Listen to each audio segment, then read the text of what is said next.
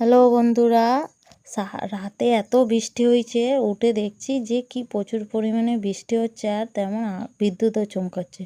উঠে দেখছি যে 2:30 বাজে আর এত জল হয়েছে যে কি বলবো। তোমাদের ওখানেও কি তাদের কোথায় এমন বৃষ্টি হলে তা আমাকে কমেন্ট করে জানিও।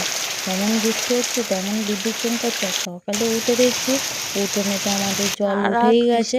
এত দেখো পরিমাণে একবার। জল হয়েছে বন্ধুরা, দেখো বাড়ির উঠোনে জল উঠে গেছে, কিন্তু কোনো উপায় নেই। কী করতে হবে, জামা কাপড়ও তো এদিকে শুকনো করতে দিতেই হবে। টানা বৃষ্টিতে অনেক দিন জামা কাপড় তো শুকনো করতেই দেওয়া হয় না। এরা কতদূর জল চলে এসেছে,